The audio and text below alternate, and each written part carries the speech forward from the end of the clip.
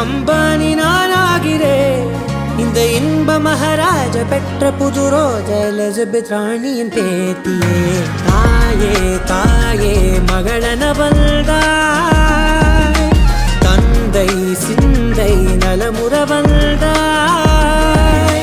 நீயே லோகம் என்று ஆனாய் பெண்ணே, என்னை ஆளும் தெய்வம் நீதான் கண்ணே.